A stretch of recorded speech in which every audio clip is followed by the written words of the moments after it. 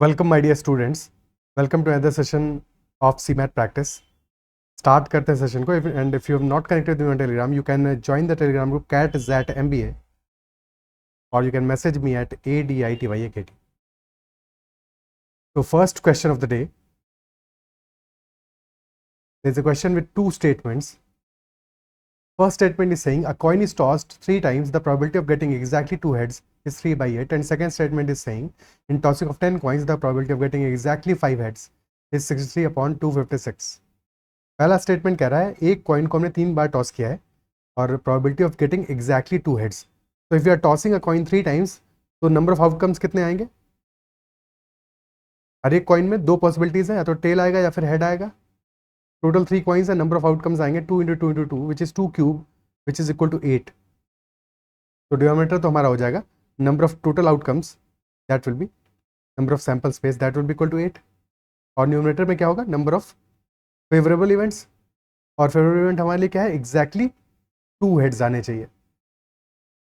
सो क्योंकि 3 हम टॉस कर रहे हैं कॉइन, तो या तो फर्स्ट 2 हेड होंगे, थर्ड टेल होगा, या फर्स्ट हेड होगा, थर्ड हेड होगा और बीच में टेल आएगा, या फर्स्ट टेल होगा और बाकी 2 हेड होंगे। टोटल 3 केसेस होंगे फेवरेबल। तो 3/8 will be our probability which is also mentioned in the question statement. तो स्टेटमेंट नंबर 1 तो करेक्ट है। Is that clear? सेकंड कह रहा है 10 कॉइन्स को टॉस कर रहे हैं। जब 10 कॉइन्स को टॉस करेंगे, number of cases, number of outcomes कितने बनेंगे? नंबर ऑफ आउटकम्स हो जाएंगे 2 to the power 10,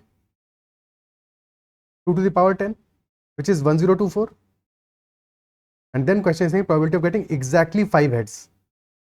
10 में से हमें exactly 5 heads चाहिए, यानी कि 5 प्लेसेस पे हेड्स आना चाहिए। कितने तरीके से आ सकते हैं? क्योंकि हेड आएगा या फिर टेल आएगा, तो 10 में से 5 प्लेसेस हम सेलेक्ट करें जहां पे कि हेड आए, ठीक है, और बचे हुए जो 5 प्लेसेस है वहां पे टेल आएगा। तो एक ही तरीका है 10C5 × 1, these are total number of cases, जबकि हमारा एग्जैक्टली 5 हेड्स आएंगे और टोटल नंबर ऑफ आउटकम्स है 1024। तो ये फेवरेबल केसेस हैं, डिवाइडेड बाई 1024 कर देंगे। 10C5 की वैल्यू निकाल लेते हैं। 10C5 क्या आएगा? दैट विल बी 10 फैक्टोरियल के पहले 5 term 10 9 8 7 6 and that divided by 5 factorial which is 5 × 4 × 3 × 2 × 1। 5 × 2 10 से 10 कैंसिल आउट हो गया, 4 से 2 बचा और 3 से 3 बचा। 3 2 6, 6 6 36 × 7। तो दिस इज 36 × 7 डिवाइड बाई 1024। अभी 4 से न्यूमरेटर डिनोमिनेटर को कैंसिल आउट कर सकते हैं। न्यूमरेटर बचेगा 9 और डिनोमिनेटर बचेगा 256। 9 7 63 divided by 256 will be our answer. और यही स्टेटमेंट में भी गिवन है, तो स्टेटमेंट 2 भी हमारा करेक्ट है। दोनों ही स्टेटमेंट करेक्ट है। Option A will be the answer in this case. Is it clear? ठीक है, आगे बढ़ते हैं, नेक्स्ट क्वेश्चन देखते हैं। Question number 2। The last time Rahul bought invitation cards for New Year, he found that the 4 types of cards that he liked were priced ₹2, ₹3.50, ₹4.50, and ₹5 each. As Rahul wanted 30 cards, he took 5 each of 2 kinds. So 2 kinds के उसने 5 cards लिए हैं। कौन से 2 kinds है तो नहीं पता। And 10 each of the other 2 kinds. Putting down the exact number of 10 rupee notes on the counter payment. What does that mean? क्योंकि चेंज की बात नहीं कर रहा है, यानी कि putting down exact number of 10 rupee notes का मतलब ये हुआ कि जो भी उसका टोटल अमाउंट बना है that is a multiple of 10। Total जो पेमेंट है उसका that is a multiple of 10। क्या बात अप्रिशिएट कर पा रहे हो? और हर एक क्वेश्चन है पॉज करके पहले खुद से सॉल्व करने की कोशिश करना है, फिर सॉल्यूशन देखोगे तो बेटर रहेगा। ठीक है, टोटल पेमेंट एक मल्टीपल ऑफ 10 है। क्वेश्चन पूछ रहा है how many notes did Rahul give, यानी कि यहाँ पे मल्टीपल केसेस बनेंगे। हमारे लिए आइडेंटिफाई करना है कौन से ऐसे केसेस होंगे जहाँ पे मल्टीपल ऑफ 10 मिलने वाला है। सबसे पहली बात, 4 कार्ड्स हैं, प्राइसेस है उनके ₹2, ₹3.50, ₹4.50 and ₹5। These are the 4 cards. ठीक है, और अगर अल्टीमेटली ₹10 का मल्टीपल बन रहा है टोटल पेमेंट उसका, तो डेफिनेटली जो ₹3.50 और ₹4.50 है, मिला के इनका जो पेमेंट है वो इंटीजर में बनना चाहिए, क्योंकि ये अपने आप में इंटीजर में नहीं है। ठीक है, तो इनका पेमेंट जो है इंटीजर में बनना चाहिए। क्या बात समझ में आती है? अगर इनमें से किसी एक के हमने 5 कार्ड्स लिए, किसी एक के 10 कार्ड्स लिए, तो जिसके 10 लिए है वहां पे तो हमारा पेमेंट इंटीजर में आ जाएगा, बट जिसके 5 लोगे वहां प्रॉब्लम हो जाएगा, क्योंकि वहां पे पेमेंट हमारा आ जाएगा फ्रैक्शन में। क्या ये बात समझ पा रहे हो? ठीक है, क्या ये बात समझ पा रहे हो? यानी कि ये बात डेफिनेट है कि एक का 5 एक का 10 नहीं हो सकता। ठीक है, हमने 2 काइंड्स के 5 कार्ड्स लिए हैं और 2 काइंड्स के 10 कार्ड्स लिए हैं, तो या तो केस बनेगा हमारा ये दोनों 5-5 होंगे और या फिर ये दोनों 10-10 होंगे, और अगर ये दोनों 5-5 होंगे तो बचे हुए 2 10-10 होंगे कार्ड्स, और अगर ये दोनों 10-10 होंगे बचे हुए 2 हमारे 5-5 होंगे, यानी कि यही 2 केसेस हमारे पास बनने वाले हैं। क्या ये बात समझ पा रहे हो? ठीक है, तो यही 2 केसेस हमारे पास काउंट होने वाले हैं, और इसके बाद भी हमारा टोटल जब निकालेंगे तो ये ध्यान देना है कि टोटल हमारा मल्टीपल ऑफ 10 होना चाहिए।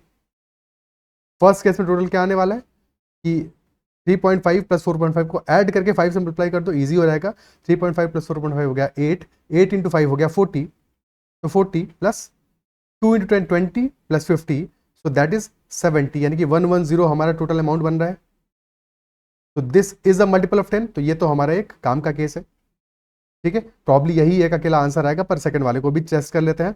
सेकंड वाले में आ रहा है 3.5 प्लस 8 इंटू 10 यानी कि 80 रुपीज हो गया, और प्लस 2 इंटू 5 10, 5 इंटू 5 25, 80 प्लस 35 यानी कि this is 115 rupees, which is not a multiple of 10, this is not a multiple of 10, and hence this will not be a favourable answer. तो clearly हमारा answer है 110 rupees total payment किया होगा, और क्योंकि 10 rupees के नोट्स दिए हैं तो टोटल 11 नोट्स दिए होंगे, ऑप्शन डी आंसर आ जाएगा।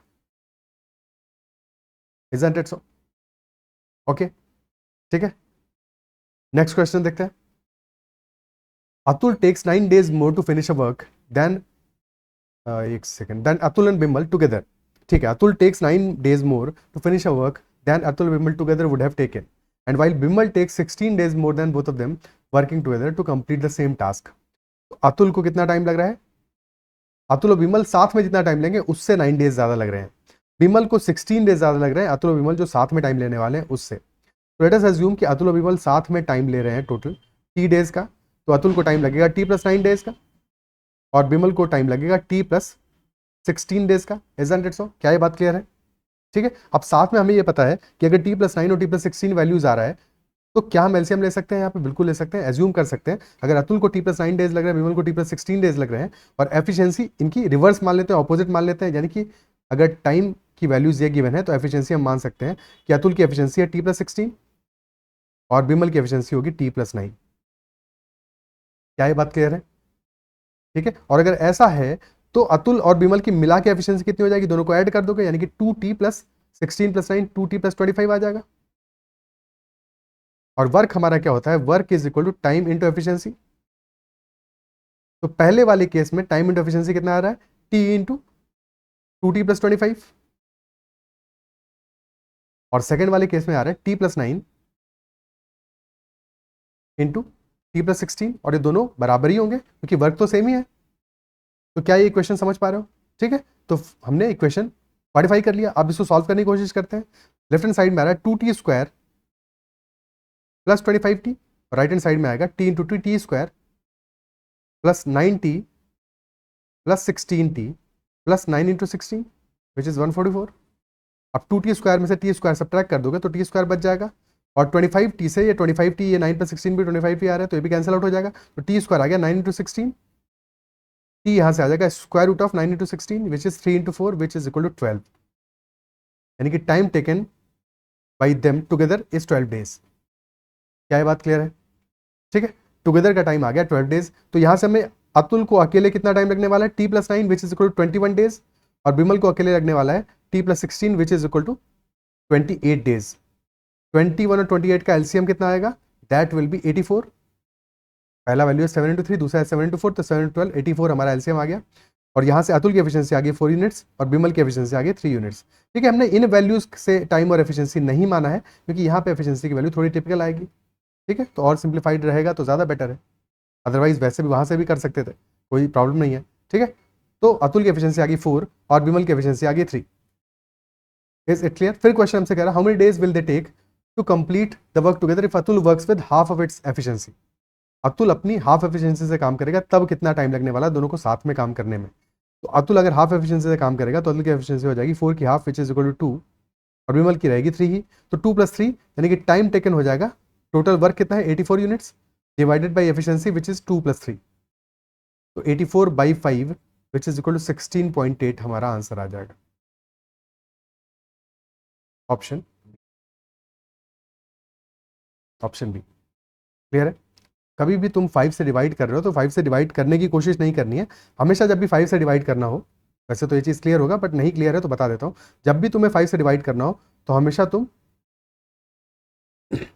2 से मल्टीप्लाई करके 10 से डिवाइड कर दो, ठीक है, 2/2, तो 84 इंटू 2 कर दोगे और डिवाइड बाई 10, 10 से डिवाइड करना आसान है, ठीक है, एक पॉइंट पहले डेसिमल लग जाएगा या 0 होगा तो हट जाएगा, तो 16.8 डेज हमारा आंसर आ जाएगा।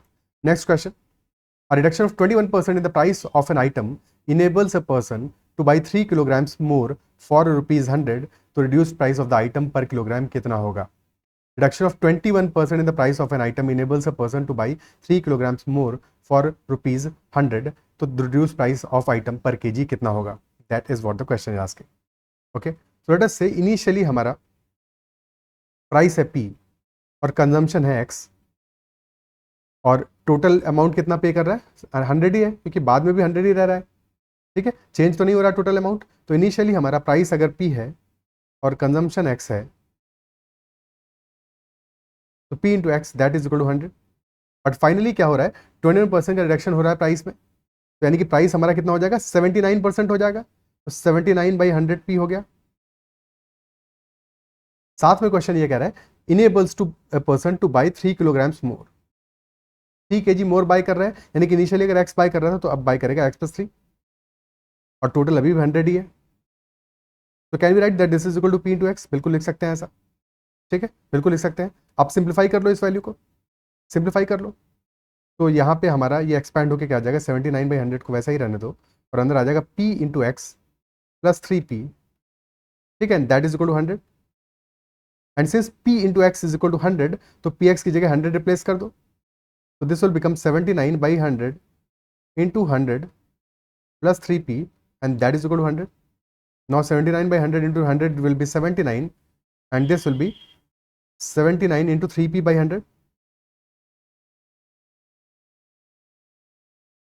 and that is equal to 100. Okay. अब 79 को राइट हैंड साइड में लेके चले जाओ, तो इक्वेशन हमारा क्या बन जाएगा? दिस विल बी, हमें निकालना क्या है? Reduce price of the item निकालना है, ये ध्यान देना, और reduce price of the item है 79/100p, ठीक है। So that is why 79/100p को सेपरेट कर लो, ठीक है, फिर बचेगा हमारा 3 और राइट हैंड साइड में आ जाएगा 100 minus 79 which is nothing but equal to 21। तो 3 को डिवाइड कर दो राइट हैंड साइड में लेके जाके, तो 79p/100 हमारा आ जाएगा 21/3 which is equal to 7 rupees. 7 rupees will be our answer. क्या ये बात समझ पा रहे हो? ठीक है, अब ये तो गया इस क्वेश्चन को करने का एक कन्वेंशनल तरीका, लंबा तरीका, ठीक है। हालांकि इस तरीके को बेहतर तरीके से, बेटर तरीके से कर सकते हैं, वो पहले समझ लेते हैं, फिर इसके बाद में देखते हैं कि कैसे और कम टाइम में इस क्वेश्चन को किया जा सकता था।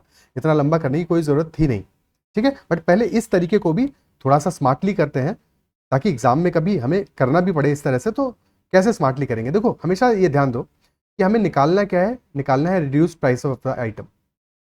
जो वैल्यू हमें निकालनी है एज्यूम करो, उसको ही हमेशा कोशिश करो एज्यूम करने की, ठीक है। So let us assume reduce price जो हमारा आइटम का है that is P, reduce price हमारा पी है, ठीक है, और कंजम्पशन इनिशियली एक्स था तो अब हो गया एक्स प्लस 3, ओके, और टोटल एक्सपेंडिचर हमारा 100 है। क्या ये बात क्लियर है? और हमने क्योंकि रिड्यूस प्राइस को ही पी मान लिया है, तो अब इनिशियल प्राइस क्या होगा? क्योंकि रिड्यूस प्राइस हमारा क्या रिडक्शन हुआ है 21% का, सो this is 79% of initial price, ठीक है। तो 79% की वैल्यू अगर पी है तो 100% की वैल्यू क्या होगी? That will be 100/79 into P. तो ये प्राइस होगा initially and this is equal to 100। क्या ये बात क्लियर है? ठीक है, तो यहां से हमारा p इंटू एक्स की वैल्यू आ जाती है कितने? 100 से 100 कैंसिल आउट हो जाएगा, p इंटू एक्स आ जाएगा 79। अब एक्सपेंड कर दो, so this will be p into X plus 3p is equal to 100। तो यहाँ से 3p हमारा आ जाएगा 100 minus 79 which is equal to 21, और यहाँ से p will be equal to 7। देख सकते हो इक्वेशन हमारी कितनी सिंपल बन गई, क्योंकि इस क्वेश्चन में जैसा क्वेश्चन का लैंग्वेज था, तो हमारा जो इनिशियल प्राइस है उसकी वैल्यू थोड़ी टिपिकल आ रही है, और अगर जो हमें एग्जाम में निकालना है हमने उसी वैल्यू को एज्यूम किया, उसी वैल्यू को वेरिएबल माना, तो हमारे क्वेश्चन ज़्यादा इजीली सॉल्व हो गया, ज़्यादा इजीली सॉल्व हो गया। क्या इस बात को अप्रिशिएट कर पा रहे हो? ठीक है, तो कभी कभी तुम जो चीज़ माननी है हमें, जो एग्जैक्टली आंसर में चाहिए हमको, अगर उसी वैल्यू को वेरिएबल मान लोगे तो ज़्यादा आसान पड़ेगा। क्या ये बात अप्रिशिएट कर पा रहे हो? हालांकि इस तरीके से भी इस क्वेश्चन को करने की जरूरत नहीं थी। क्वेश्चन में समझना क्या है, रिडक्शन हुआ है 21% का प्राइस में, ठीक है, और हमें पता है कि प्राइस इनटू कंजम्पशन होता है एक्सपेंडिचर, एक्सपेंडिचर हमारा अनचेंज्ड है, जितना पहले था उतना ही बाद में है।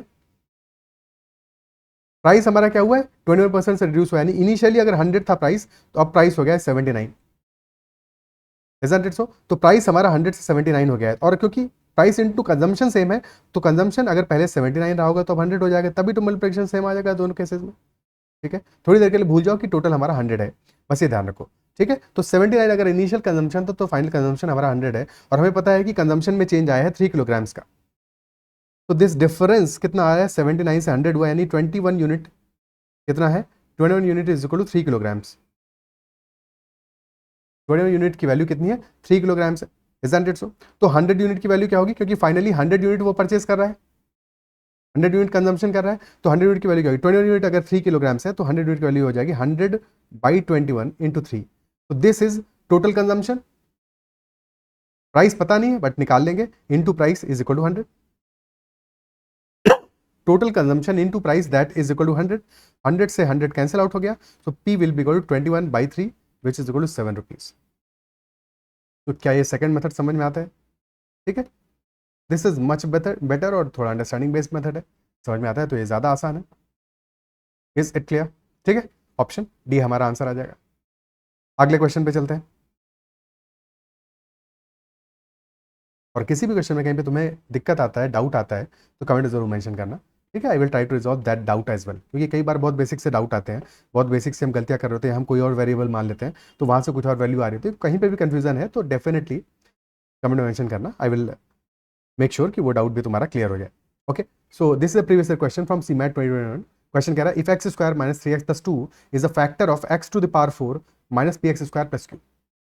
तो x square minus 3x plus 2 एक फैक्टर है किसका, x to the power 4 minus P x square plus q का, और अगर ये फैक्टर है सो दैट इंप्लाइज कि जो वैल्यू हमारी x square minus 3x plus 2 से मिलने वाली है, या x square minus 3x plus 2 satisfy करेगा इस पर्टिकुलर एक्सप्रेशन को, हमारे x to the power 4 minus P x square plus q को।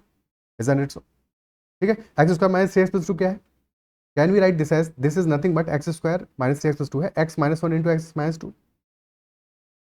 अगर तुम्हें क्वालिटी के सफिशिएंट क्वेश्चन किए होंगे तो ये तो क्लियरली दिख रहा होगा, अदरवाइज इसको सिंप्लीफाई करना पड़ेगा। ठीक है, तो x minus 1 into X minus 2 है।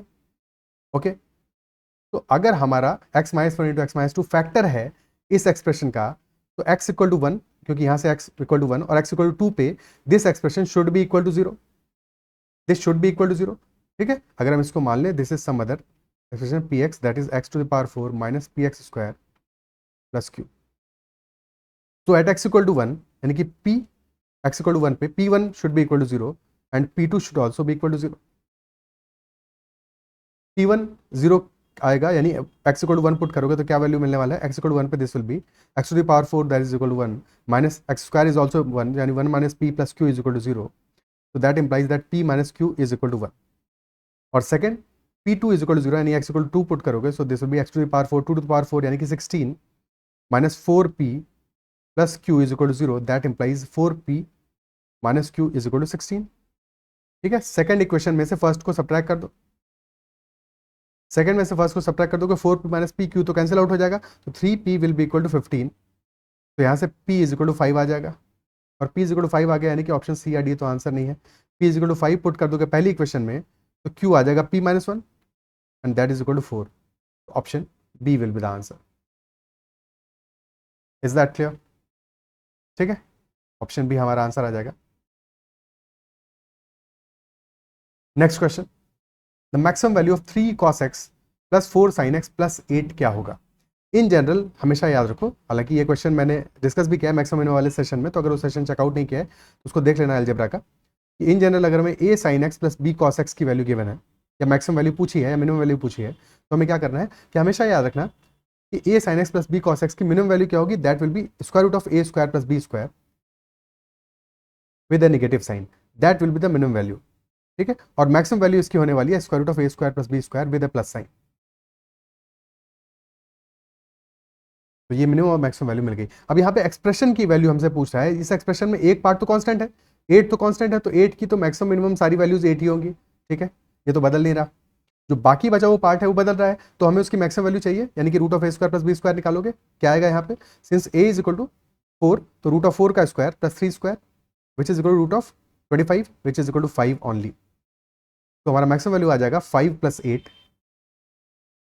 सॉरी 5 + 8 18 क्यों लिख दिया, ठीक है, यानी कि 13 आ जाएगा आंसर हमारा, ऑप्शन सी। अगर मिनिमम वैल्यू पूछता तो 8 - 5 which is equal to 3 answer होता, so 3 would have been our minimum value in this case, और मैक्सिमम वैल्यू आ रही है 13। ओके, अगर सिर्फ साइन एक्स लिखा होता, सिर्फ साइन एक्स लिखा होता, तो साइन एक्स की मिनिमम वैल्यू क्या होती है, दैट इज -1, और मैक्सिमम वैल्यू होती है 1। सिर्फ कॉस एक्स लिखा होता तो -1 हमारी मिनिमम वैल्यू होती है और मैक्सिमम वैल्यू होती है 1। अगर सिर्फ tan एक्स कहीं पे लिखा हो तो मिनिमम वैल्यू होगी -∞, तो tan एक्स कहीं पे लिखा नहीं होगा, और मैक्सिमम वैल्यू होगी +∞। तो tan एक्स हमारा -∞ से लेकर +∞ तक होगा, तो tan एक्स के लिए कभी मिनिमम या मैक्सिमम वैल्यू नहीं पूछेगा, ठीक है, या पूछेगा तो किसी डोमेन में पूछेगा जहाँ पे कि इसकी वैल्यू कहीं लाई कर रही होगी, 1 -1 के बीच में होगी, या जो भी क्वेश्चन होगा। अदरवाइज साइन एक्स और कॉस एक्स के बारे में पूछा जा सकता है, और पूछा ही जाता है, तो उसके लिए हमने चीज़ें डिस्कस कर ली कि अगर a sin x + b cos x है तो ये सिनारियो बनेगा, अदरवाइज सिर्फ साइन एक्स है तो -1 से 1 के बीच में, सिर्फ cos x है तो भी -1 से 1 के बीच में ही वैल्यू रहेगा। Okay, next question. A vessel contains a mixture of grape, pineapple and banana juices in the respective ratio of 4:6:5। 4:6:5 में there is a ratio of grape juice, pineapple juice and banana juice. 15 liters of this mixture is taken out. 15 liters हमने निकाल लिया, and 8 liters of grape juice and 2 liters of pineapple juice is added to the vessel after this. पहले 15 liters को mixture को take out किया, निकाला है, पर निकाल के उसको अलग कर दिया है, अलग कहीं रख दिया है, ठीक है। ये जो 8 liters ग्रेप जूस डाल रहे हैं, 2 liters पाइनएप्पल जूस डाल रहे हैं, किस में डाल रहे हैं, ये डाल रहे हैं हम वेसल में, कंफ्यूज नहीं होना है कभी भी, ये वेसल में डाल रहे हैं। किस वेसल में, जिस वेसल में ऑलरेडी बहुत सारा जूस पड़ा हुआ था, ठीक है, ये 15 लीटर्स में नहीं ऐड किया हमने, ये वेसल में ऐड किया है। If the resultant quantity of grape juice is 10 liters less than the resultant quantity of pineapple juice, what was the initial quantity of mixture in the vessel? Okay, okay, ठीक है, चलो समझते हैं, solve करते हैं। Grape juice है, pineapple juice है और बनाना जूस है, रेशियो है 4, 6 और 5 का। ना एक बात सोच के बताओ मुझे कि अगर हम 50 लीटर्स मिक्सचर इसमें से रिड्यूस कर रहे हैं या निकाल रहे हैं, तो निकालने के बाद में जो बचा हुआ हमारा कंटेंट है, बचा हुआ जो मिक्सचर है, उसमें रेशियो क्या होगा, ग्रेप जूस, पाइनएप्पल जूस और बनाना जूस का, क्या उस रेशियो में कोई बदलाव आएगा, कोई चेंज आएगा, ठीक है, कुछ भी चेंज नहीं आएगा। तुम कितना भी मिक्सचर निकाल लो भाई, अल्टीमेटली हमने अच्छे से उसको मिक्स किया हुआ है, तो जो 50 लीटर्स तुमने निकाला है उसमें भी ग्रेप जूस, पाइनएप्पल जूस और बनाना जूस का रेशियो 4:6:5 होगा, और जो बच गया है वेसल में कंटेंट, उसका भी रेशियो 4:6:5 ही होगा। तो क्या ये बात समझ पा रहे हो, अप्रिशिएट कर पा रहे हो, वो रेशियो हमारा चेंज नहीं होगा, ठीक है। अब हम बचे हुए कंटेंट के बारे में बात करते हैं, क्योंकि हम बचे हुए कंटेंट में ही चीजें मिक्स कर रहे हैं, ठीक है। 50 लीटर्स हम ऑलरेडी निकाल चुके हैं, वो सेपरेटली हमने रखा हुआ है, जब जब हमको बाद में जरूरत पड़ेगा तो ये 50 लीटर्स के बारे में डिस्कशन करेंगे। ध्यान रखना, इसको भूल नहीं जाना है, ठीक है, इसको भूल जाओगे तो क्वेश्चन को गलत कर दोगे, क्योंकि लास्ट में हमसे क्या पूछ रहा है कि what was the initial quantity of mixture in the vessel, और इनिशियल क्वांटिटी का मतलब क्या हुआ, before taking out 15 litres. Initial quantity तो यही है जो क्वेश्चन शुरू होने से पहले थी, before taking out the 15 litres, ठीक है। तो इनिशियल क्वांटिटी के लिए हमें 15 लीटर्स की जरूरत पड़ेगी, बट अभी सॉल्व करने के टाइम पे जरूरत नहीं पड़ रही। अभी हम पहले बात कर लेते हैं 15 लीटर्स निकालने के बाद का। 4:6:5 का रेशियो है, लेट अस से 4x हमारा ग्रेप जूस है, 6x हमारा पाइनएप्पल जूस है, और 5x हमारा है बनाना का जूस। फिर हम क्या कर रहे हैं, 8 लीटर्स ऐड कर रहे हैं इसमें ग्रेप जूस, तो +8 कर दो ग्रेप जूस को। 2 लीटर्स ऐड कर रहे हैं पाइनएप्पल जूस, +2 कर दो। और फिर हमसे क्वेश्चन कह रहा है, if the resultant quantity of grape juice, यानी कि 4x + 8 के बारे में बात कर रहा है, that is 10 litres less than resultant quantity of pineapple juice. तो 4x + 8 क्या है हमारा, that is 10 litres less than 6x + 2। This is 6x + 2 - 10। यहाँ से x की वैल्यू हमें मिल जाने वाली है, सॉल्व कर लेते हैं फटाफट से। सो 6x + 2 - 10 यानी 6x - 8 हो गया। So this is 6x - 8 which is equal to 4x + 8 which implies कि 2x इज इक्वल टू 16, और यहाँ से x इज इक्वल टू आ गया 8, x इक्वल टू 8 आ गया। इनिशियल क्वांटिटी चाहिए, तो यानी कि ये जो 8 और 2 हमने किया है इसको भूल जाओ, ठीक है, इसको भूल जाओ। इससे पहले वाले की बात करो, जब हमने सिर्फ 15 लीटर्स निकाला हुआ था, तो कितना हमारे पास उसके बाद में बचा था सॉल्यूशन, 4x + 6x + 5x, यानी कि 15x बचा था, 15x बचा था। और साथ में 15 लीटर्स हमने क्योंकि निकाला है तो इसको भी ऐड करेंगे, तो इनिशियल क्वांटिटी के लिए हमें क्या करना पड़ेगा, इनिशियल क्वांटिटी हो जाएगा 15x + 15 लीटर्स। क्या ये बात अप्रिशिएट कर पा रहे हो, ठीक है। और x is equal to 8 put कर दो यहाँ पे, तो 15 × 8 + 15, तो दिस इज 120 + 15 135 लीटर्स हमारा इस क्वेश्चन का आंसर हो जाएगा। Option B will be the answer, 135 litres. Is it clear, ठीक है। नेक्स्ट क्वेश्चन पे चलते हैं, अगला क्वेश्चन देखते हैं। In a college 200 students are randomly chosen, 140 like tea, 120 like coffee and 70 like both tea and coffee. So how many like neither tea nor coffee? Total है 200, total है 200। वेन डायग्राम बना लेते हैं फटाफट से। 140 टी लाइक करते हैं, 120 coffee like करते हैं, बट 70 ऐसे हैं जो कि दोनों लाइक करते हैं, तो 70 को सबसे पहले लिख दो। अब टोटल 140 हैं जो कि टी लाइक कर रहे हैं, जिसमें से कि 70 ऐसे हैं जो कि दोनों लाइक कर रहे हैं, यानी कि 70 बच गए जो सिर्फ टी लाइक करते हैं। सिमिलरली 120 कॉफी लाइक करते हैं, जिसमें से कि 70 दोनों लाइक करते हैं, तो यानी 50 बच गए जो कि सिर्फ कॉफी लाइक करते हैं।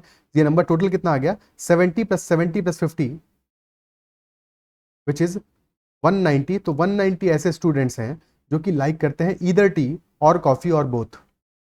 बट क्वेश्चन हमसे पूछ रहा है नीदर टी नॉर कॉफी वाले कितने हैं, तो बच कितने गए? टोटल 200 है, 190 ऑलरेडी आ चुके हैं हमारे, तो 10 बच गए। तो 10 हमारे ऐसे स्टूडेंट्स हैं जो कि ना तो टी लाइक करते हैं ना ही कॉफी लाइक करते हैं। Option A will be the answer. Very easy question, is it clear? ठीक है, 10 स्टूडेंट्स ऐसे होंगे जो कि neither T nor coffee like करते हैं। या फिर हम ऐसा कर सकते थे कि नंबर ऑफ स्टूडेंट्स जो कि टी कॉफी लाइक करते हैं, टी यूनियन कॉफी, टी और कॉफी और बोथ, तो क्या आता है हमारा? दैट वुड हैव बीन 140 जो कि नंबर ऑफ स्टूडेंट्स जो कि टी लाइक करते हैं, प्लस 120 नंबर ऑफ स्टूडेंट्स जो कि कॉफी लाइक करते हैं, ठीक है, और माइनस नंबर ऑफ स्टूडेंट्स जो कि दोनों ही लाइक करते हैं, टी यूनियन कॉफी। सो -70 करते, तो that is 260 - 70 which is equal to 190। और फिर टोटल नंबर 200 में से सब्ट्रैक्ट कर देते इस वैल्यू को, टी यूनियन कॉफी को, तो हमारा आंसर आ जाता दैट इज इक्वल टू 10। तो दोनों ही मेथड, चाहे वेन डायग्राम से करो चाहे सॉल्व करके कर लो, दोनों में कोई प्रॉब्लम नहीं है, दोनों में आंसर तो सेम ही आने वाला है, कोई दिक्कत नहीं। अगला क्वेश्चन, नेक्स्ट क्वेश्चन कह रहा है हमारा, a group consisting of 25 teachers, 20 engineers, 18 doctors and 12 salesman visited a restaurant and spent rupees 1330 together. 25 teachers हैं, 20 इंजीनियर्स हैं, 18 डॉक्टर्स हैं, 12 सेल्समैन हैं। Okay, 25 are teachers, 20 are engineers, 18 are doctors and 12 are salesman. Total इन्होंने spend किया है ₹1330। That is the total expenditure. It was found that 5 teachers spent as much as 4 engineers. तो 5 teachers का जो expenditure है that is equal to 4 engineers का expenditure. And 12 engineers spent as much as 9 doctors. तो अगर 12 engineers का expenditure हमारा 9 doctors के एक्सपेंडिचर के बराबर है, ठीक है, अगर 12 इंजीनियर्स का एक्सपेंडिचर हमारा 9 डॉक्टर्स के एक्सपेंडिचर के बराबर है, डिवाइड बाई 3 अगर दोनों में कर दोगे, तो क्या हम कह सकते हैं कि 4 इंजीनियर्स का एक्सपेंडिचर हमारा 3 डॉक्टर्स के एक्सपेंडिचर के बराबर है? इजंट इट सो? तो यानी कि 4 इंजीनियर्स का एक्सपेंडिचर हमारा 3 डॉक्टर्स का एक्सपेंडिचर के बराबर है। सिमिलरली फिर कह रहा है 6 डॉक्टर्स का जो एक्सपेंडिचर है that is equal to 8 salesman. 8 salesman divide by 2 कर दोगे दोनों साइड में, तो 3 डॉक्टर्स का एक्सपेंडिचर हमारा 4 सेल्समैन के एक्सपेंडिचर के बराबर आ जाएगा। इजंट इट सो? क्या ये बात क्लियर होती है?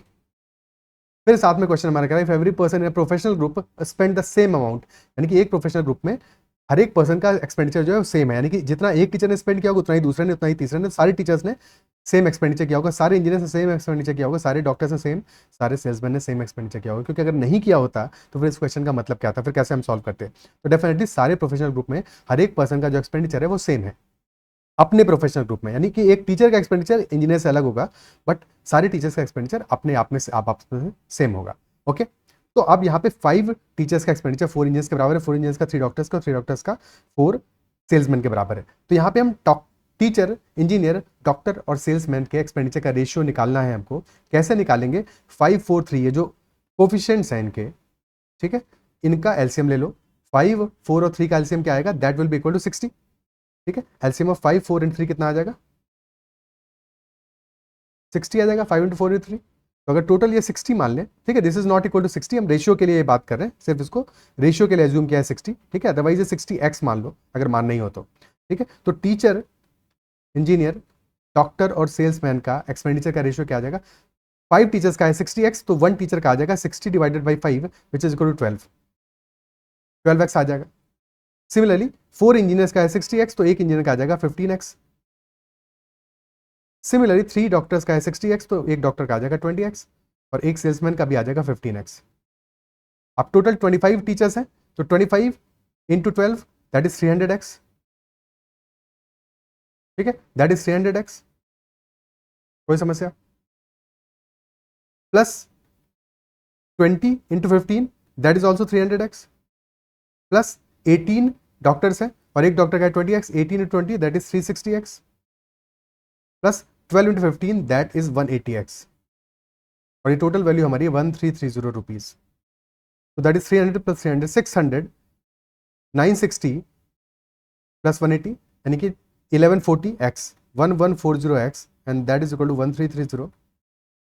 तो यहाँ से x की वैल्यू क्या आ जाएगी, 1330 डिवाइडेड बाई 1140, जीरो से गया जीरो, 19 6 जा 114, 19 7 जा 133 यानी कि x इज इक्वल टू 7/6 आ गया। क्वेश्चन पूछा find the amount spent by each engineer, एक इंजीनियर टोटल अमाउंट कितना स्पेंड किया होगा, 15x स्पेंड किया है, तो 15x की वैल्यू क्या आ जाएगी, that will be equal to 7/6 into 15, 2 times जाएगा, 5 टाइम्स जाएगा, 35/2 which is 17.50 rupees. Option B will be the answer. Option B हमारा इस केस में आंसर आ जाएगा। क्या ये बात क्लियर है? ठीक है, इज दैट मच क्लियर? क्या और कोई बेटर तरीका हो सकता है इस क्वेश्चन में सॉल्व करने का? एटलीस्ट जो वैल्यूज हमें दी है उनके हिसाब से बिल्कुल हो सकता था, तो थोड़ा सा डिस्कस कर लेते हैं जहां पे कैलकुलेशन हमारी थोड़ी सी बच जाती, बट जरूरी नहीं है हमेशा वैसा सॉल्व हो पाए, डिपेंड करेगा वैल्यूज पे। तो यहाँ पे जो वैल्यूज हैं डेफिनेटली वैल्यूज जो इजी हैं तो हम उस तरह से सॉल्व कर सकते हैं। कैसे कर सकते थे, हमें यहाँ तक तो क्लियर हो गया था। अब इसके बाद की बात करते हैं। 5 टीचर्स का एक्सपेंडिचर 4 इंजीनियर्स के बराबर है, 4 इंजीनियर्स का 3 डॉक्टर्स के बराबर है, 3 डॉक्टर्स का 4 सेल्समैन के बराबर है। Let us say that expenditure is equal to Y मान लेते हैं। ठीक है, तो अगर 5 टीचर्स का एक्सपेंडिचर वाई है, टोटल 25 टीचर्स है, यानी कि टीचर्स का एक्सपेंडिचर टोटल क्या आ जाएगा, सारे टीचर्स का मिला के 25 टीचर्स का 5/। सिमिलरली 20 इंजीनियर्स हैं और 4 इंजीनियर्स का एक्सपेंडिचर हमने वाई माना हुआ है, तो 20 इंजीनियर्स का आ जाएगा 5/। सिमिलरली 18 डॉक्टर्स हैं, 3 डॉक्टर्स का वाई है, तो 3 इंटू 6 यानी कि 6 वाई आ जाएगा। 4 सेल्समैन का वाई है, 12 सेल्समैन का आ जाएगा 3y, और this total is 1330। 5 + 5 10 plus 19y की वैल्यू आ रही है 1330। तो यहाँ से 19 7 जा, तो y इज इक्वल टू 70 आ गया यहाँ से वैल्यू। क्लियर है?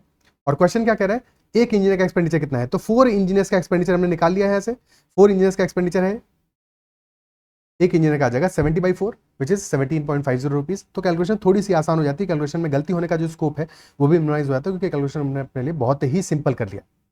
क्या ये बात समझ पा रहे हो, अप्रिशिएट कर पा रहे हो? ठीक है, so that is how we can do it in exam. जितना अपने लिए कैलकुलेशन को एग्जाम में सिंपल रखोगे उतना ही तुम्हारे दिमाग में प्रेशर कम रहेगा और गलती होने का स्कोप भी कम रहेगा, क्योंकि ऑप्शंस में कई बार फंसाने की कोशिश करता है एग्जामिनर, और ऐसे ऑप्शन देता है कि तुम कैलकुलेशन में मिस्टेक कर दोगे तो कोई ना कोई ऑप्शन हमारा मैच कर जाएगा, जो होता ही है। ठीक है, या एग्जाम प्रेशर में गलतियां बहुत कॉमन है, इसलिए अपनी कैलकुलेशन को हमेशा सिंपल रखने की कोशिश करना है। क्वेश्चन को जितना सिंपल तरीके से समझोगे, जितना सिंपल तरीके से लिख पाओगे, उतना ही सिंपली उसको सॉल्व कर पाओगे, और उतना ही तुम उस क्वेश्चन के बारे में या इन जनरल पेपर के बारे में कॉन्फिडेंट फील करोगे। ठीक है, अगला क्वेश्चन करते हैं। Next is on a river, Q is the mid point between 2 points P and R on the same bank of the river. ठीक है, Q मिड पॉइंट है between 2 points P and R on the same bank of a river. A boat can go from P to Q and back in 12 hours and from P to R in 16 hours 40 minutes. So how long would it take to go from R to P? समझने की कोशिश करते हैं। क्या कह रहा है हमारा, 2 पॉइंट्स है P और R, Q उसका मिड पॉइंट है, और हमें ये नहीं पता है कि रिवर किस डायरेक्शन में फ्लो कर रही है, ये हमको बिल्कुल भी आइडिया नहीं है। ठीक है, तो रिवर P से R की तरफ भी फ्लो कर रही हो सकती है, या फिर R से P की तरफ फ्लो कर रही हो सकती है। इन्फॉर्मेशन क्या गिवन है, a boat can go from P to Q and back in 12 hours. तो अगर P से Q तक जाती है एक बोट और फिर लौट के वापस आती है, तो टाइम लग रहा है 12 आवर्स का। While at the same time, if a boat goes from P to R, then time taken from P to R is 16 hours 40 minutes. Okay, और P to Q, Q mid point है, तो जितना P से Q distance है उतना ही Q से R है, PQ is equal to QR। या फिर कह सकते हैं हम कि PR is equal to 2 times PQ। Isn't it so? तो अगर इंस्टेड ऑफ P से Q तक जाने के, क्योंकि ये इंफॉर्मेशन P से Q तक का तो हमें पूरा पता है कि जाने और लौट के आने में 12 आवर्स का टाइम लग रहा है, तो अगर P से R तक बोट जाती, डबल डिस्टेंस जाती, टाइम डबल होता, और फिर R से लेके P तक लौट के आती, तो टाइम कितना लगता, टोटल जर्नी में टाइम लगता 12 का डबल, यानी कि 24 आवर्स का टाइम लगता। Isn't it so? और हमें P से R तक जाने का टाइम पता है, तो आर से पी तक लौटने का टाइम मिल जाएगा। पी से आर तक जाके आर से पी तक वापस लौटने में total time is taken is 24 hours. Time taken in going from P to R is 16 hours 40 minutes. So time taken from R to P, that will be equal to 24 hours minus 16 hours 40 minutes. और 40 minutes कितना होता है? That is 2/3 hours. ठीक है, this is 16 and 2/3. ठीक है, 24 minus 16 होता है 8, बट 8 में से भी 2/3 सब्ट्रैक्ट करने वाले हो तो ये आ जाएगा 7 and 1/3 hours, which is option D. क्या ये बात क्लियर है? इसके अलावा कुछ भी उलझने की कोशिश करोगे इस क्वेश्चन में अननेसेसरी, आगे कोई इन्फॉर्मेशन दिया भी नहीं है और कंफ्यूज होगे क्वेश्चन सॉल्व करने की डायरेक्शन नहीं बढ़ोगे। हमें क्वेश्चन में बहुत सिंपल फॉर्म में इन्फॉर्मेशन दिया है जिसको बहुत ईजिली हमें सॉल्व कर लेना है अगर हम बात को समझ गए तो, नहीं समझ गए तो फिर फंसे रह जाएंगे। ठीक है, अगले क्वेश्चन पे मूव ऑन करते हैं। Next question, in what ratio must a person mix sugar, milk and apple costing rupees 40 per kg, rupees 20 per kg, rupees 40 per kg and rupees 70 per kg respectively? तो sugar है 20 rupees का, milk 40 rupees per kg and apple 70 rupees per kg, so that resultant apple shake जो हमारा है yields a profit of 40%. कब profit of 40% चाहिए हमको मिलेगा? जबकि हम सेल कर रहे हैं मिक्सचर को एट ₹70 पर kg पे। तो when we are selling the mixture at ₹70 पर kg, हमारा प्रॉफिट होना चाहिए कितना? 40% का प्रॉफिट होना चाहिए। 40% इज इक्वल टू 2/5, 40/100 2/5, यानी कि 5 रुपीज पे हमें 2 रुपीज का प्रॉफिट हो रहा है। Isn't it so? 70 रुपीज हमारा सेलिंग प्राइस है। तो कॉस्ट प्राइस निकालें सबसे पहले। कॉस्ट प्राइस क्या होगा? कॉस्ट प्राइस क्या होगा भाई? अगर हमारा कॉस्ट प्राइस 5 है, प्रॉफिट होगा 2 का विच इज 40% और सेलिंग प्राइस होगा 7। सेलिंग प्राइस की वैल्यू हमें गिवन है। ठीक है, तो कॉस्ट प्राइस हमारा क्या होगा? 5/7 होगा। 5/7 of selling price which is 5/7 of 70 which is 50 rupees, यानी 50 रुपीज हमारा कॉस्ट प्राइस आना चाहिए एवरेज सबको मिक्स करने के बाद में। ठीक है, तो एक तरीका यह है कि हम यहाँ पे एलिगेशन लगा दें, बट 3 क्वांटिटीज हैं और कभी भी 3 क्वांटिटीज गिवन हो और उनका एवरेज वैल्यू निकाल रहे हो तो हमेशा मल्टीपल सॉल्यूशंस होंगे, ये चीज भी ध्यान रखनी है। ठीक है, उनमें से कोई एक सॉल्यूशन हमारा ऑप्शन में गिवन होगा, बट हमेशा ऐसे केसेस में मल्टीपल सॉल्यूशंस होंगे। और हमेशा एवरेज कब बनेगा? देखो तुम एक बात बताओ, टोटल हमें एवरेज चाहिए, एवरेज कॉस्ट चाहिए 50 रुपीज का, तो क्या शुगर और मिल्क, शुगर का कॉस्ट है 20 रुपीज पर केजी, मिल्क का है 40 रुपीज पर केजी, तो 20 और 40 को मिला के 50 कॉस्ट बनाया जा सकता है क्या? क्या पॉसिबल है? नहीं पॉसिबल है। दोनों ही चीजें 50 रुपीज से सस्ती हैं, यानी कि अगर हमें 50 रुपीज का एवरेज बनाना है तो एक वैल्यू हमारी 50 से एवरेज से छोटी होनी चाहिए, एक वैल्यू एवरेज से बड़ी होनी चाहिए। यानी कि या तो हम शुगर और एप्पल को मिक्स करेंगे, और शुगर है 20 रुपीज का, एप्पल है 70 का, तो हमारा एवरेज आ जाएगा 50। और या फिर हम मिल्क और एप्पल को मिक्स करेंगे, और मिल्क हमारा है 40 का, एप्पल है 70 का, एवरेज चाहिए 50। 50 माइनस 20 दैट इज 30, 20 30 2:3 का सॉरी 2:3 का रेशियो आ गया शुगर और एप्पल का। सिमिलरली मिल्क और एप्पल में 20:10 यानी 2:1 का रेशियो आ गया। ओके, ठीक है, अब हमें चाहिए शुगर और मिल्क और एप्पल का रेशियो। ठीक है, शुगर है 2 यूनिट्स, मिल्क है 2 यूनिट्स और एप्पल कितना है? 3 + 1 4 यूनिट्स हो गया, यानी रेशियो आ गया 1:1:2 का। ऑप्शन सी क्लियरली दिख रहा है, आंसर हो गया। बट ये अकेला सॉल्यूशन नहीं होगा, ऐसा भी हो सकता था कि हम शुगर और मिल्क को मिक्स करें, ठीक है, इसमें 2 से मल्टीप्लाई कर दो, अगर इसका डबल मिक्स कर देंगे तब भी तो कहानी वही रहेगी। ठीक है, बट उस केस में हमारा जो रेशियो है वो चेंज हो जाएगा। शुगर अब हो जाएगा 2 × 2 4, मिल्क हो जाएगा 2 यूनिट्स और एप्पल कितना होगा? 2 × 3 6 + 1 7, तो 4:2:7 is also satisfying answer. Option में भले नहीं गिवन है, बट अगर इस रेशियो में मिक्स करोगे तो भी हमारा जो कॉस्ट है वो 50 रुपीज का ही आने वाला है। ठीक है, तो कभी भी ऐसे केस में हमारे पास इनफाइनेटली मेनी सॉल्यूशंस आएंगे। दूसरा बेटर मेथड क्या हो सकता है इस क्वेश्चन को करने का, वो समझ लेते हैं।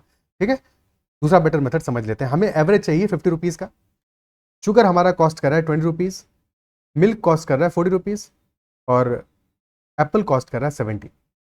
शुगर 50 से कितना कम है? शुगर 50 से कितना कम है? 30 रुपीज कम है, मिल्क 10 रुपीज कम है और एप्पल 20 रुपीज ज्यादा है। ठीक है, तो शुगर अगर हमारा लेट अस से x क्वांटिटी मिक्स कर रहे हो, मिल्क y कर रहे हो, एप्पल z कर रहे हो, टोटल क्योंकि डेविएशन हमारा कितना आना चाहिए? एवरेज हमारा 50 रुपीज आना चाहिए कॉस्ट का, टोटल डेविएशन 0 आना चाहिए, यानी हमारी इक्वेशन ये बनेगी -30x - 10y + 20z that is equal to 0। और क्योंकि 10 से डिवाइड करने पे भी कोई दिक्कत नहीं आने वाला, तो 10 से डिवाइड कर दो इस इक्वेशन को, तो इक्वेशन बन जाएगा -3x minus y plus 2z is equal to 0। -1 से भी मल्टीप्लाई कर दोगे तो ये बन जाएगा 3x plus y minus 2z is equal to 0।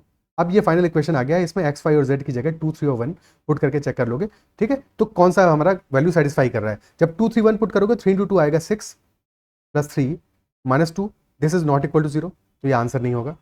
3, 4, 2 put करोगे 3 into 3 9 plus 4 minus 4, so that is also not equal to 0, 9 आ रहा है, ठीक है, तो ये भी आंसर नहीं होगा। 1, 1, 2 पुट करोगे तो 3, 1, 1, 2 पुट करोगे 3 plus 1 minus 4 that is equal to 0, तो ऑप्शन सी हमारा आंसर आ जाएगा। तो इस इक्वेशन के थ्रू भी सॉल्व कर सकते हो, अदरवाइज एलिगेशन लगा के भी सॉल्व करोगे तो कोई प्रॉब्लम नहीं है।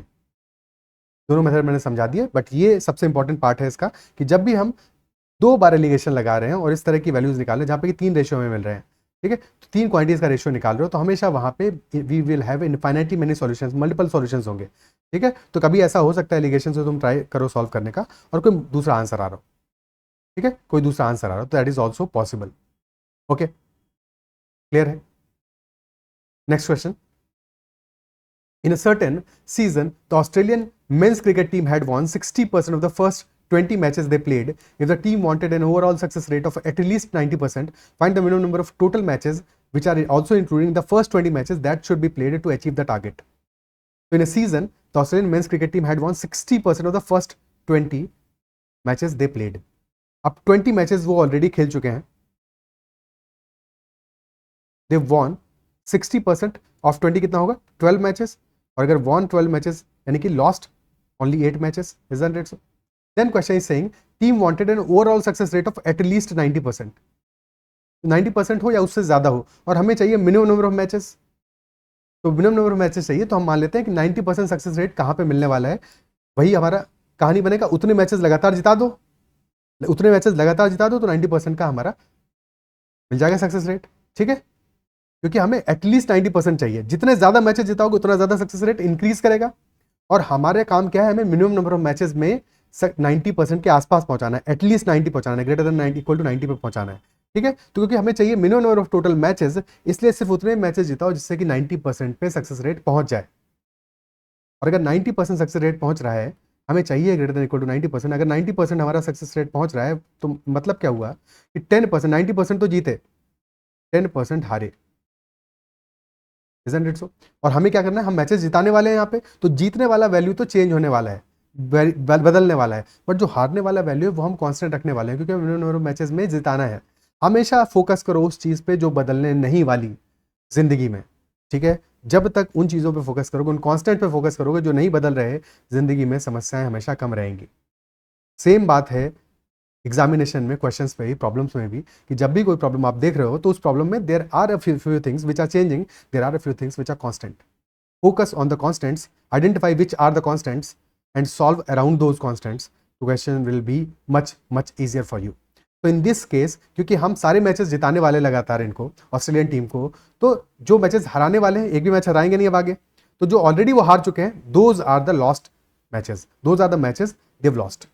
तो नंबर ऑफ लॉस्ट मैचेस 8 ही रहने वाला है, और हमें पता है ओवरऑल जब फाइनली हम देखेंगे 90% सक्सेस रेट है, 10% मैचेस उन्होंने लूज किए हैं, यानी कि 8 matches, this is equal to 10% of total matches. और अगर this is equal to 10% of total matches, अगर 8 10% टोटल मैचेस कितने होंगे? 80 होंगे, टोटल मैचेस होंगे 80।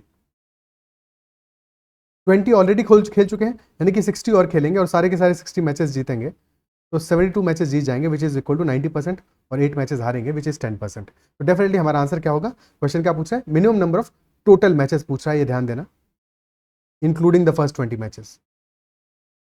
तो यहाँ पे गलती का बहुत बड़ा स्कोप है कि 60 मार्क कर दो, ऑप्शन बी आंसर होगा which is equal to 80। Clear? ठीक है, ऑप्शन बी हमारा आंसर आएगा which is equal to 80। Second method क्या हो सकता था? लेट अस से कि एक्स मैचेस हम और खिलाएं इनको, ठीक है, एक्स मैचेस हम इनको और खिलाएं, और हमें क्या चाहिए? ग्रेटर देन इक्वल टू 90% का सक्सेस रेट चाहिए। अगर एक्स मैचेस हम और खिलाने वाले हैं इनको 20 के बाद में, तो अब बचे हुए एक्स मैचेस में सारे के सारे एक्स मैचेस में जिताओगे इनको, 0 मैचेस लूज करेंगे, isn't it so? ठीक है, टोटल मैचेस कितने होंगे? 20 प्लस एक्स, और टोटल मैचेस जो जीते होंगे वो कितने होंगे? दोज विल बी 12 ऑलरेडी जीत चुके हैं, और एक्स और 12 plus x, and this will be greater than equal to 90%। 90% is 90 by 100 या 9 by 10, ठीक है, अब ये सारी वैल्यूज क्योंकि पॉजिटिव है तो क्रॉस मल्टीप्लाई भी कर सकते हो। सबसे पहले तो 9/10 लिख दोगे, 0 तो पहले ही हटा दो।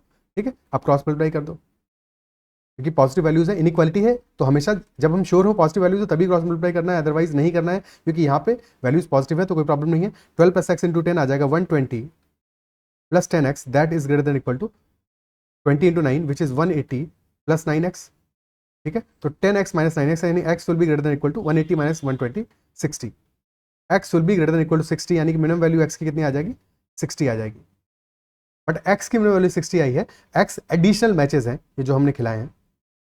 आंसर हमारा x नहीं होगा, answer will be x plus already जो 20 मैचेस खेले हुए थे। तो ये छोटी सी चीज़ हमेशा ध्यान रखनी है। तो पहले वाले केस तरह से करो या सेकंड मेथड से करो, दोनों ही केसेस में ये बात ध्यान रखना है कि हमारा आंसर जो है that is total number of matches and not total number of additional matches.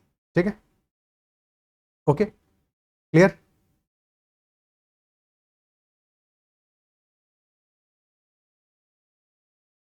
तो these are all the questions. I believe session पसंद आया होगा, क्वेश्चन सारे के सारे जो है मजा आया होगा, समझ में आए होंगे और कोई डाउट नहीं रहा होगा। फिर भी कोई डाउट रहता है तो कमेंट जरूर मेंशन करना। सेशन अगर पसंद आया तो उसको लाइक जरूर करना, अगर अब तक सब्सक्राइब नहीं किया है तो जरूर कर लेना, और टेलीग्राम चैनल नहीं ज्वाइन किया है तो जरूर से ज्वाइन कर लेना, CATS@MBA। साथ में टेलीग्राम पे मुझे मैसेज भी कर सकते हो, ADITYAKT पे। कोई भी क्वेरी या क्वेश्चन है तुम्हारा तो डेफिनेटली बेहिचक पूछ सकते हो। ठीक है, that's all for this session. Bye bye, take care, ख्याल रखो, पढ़ते रहो और फिर मिलते हैं अगले सेशन में। और साथ में PNC प्रोबेबिलिटी का भी मैं सेशन आज या फिर कल में अपलोड करूंगा, PNC का और प्रोबेबिलिटी का सेशन, जिसमें कि हम और कुछ एडिशनल क्वेश्चन सीमैट के फोकस में, सीमैट को ध्यान में रखते हुए ही डिस्कस करेंगे। ओके, क्योंकि कई सारे लोगों ने उसका डिमांड किया है तो एक PNC प्रोबेबिलिटी पर सेशन सेपरेटली जरूर रखेंगे। ठीक है, चलो बाय बाय।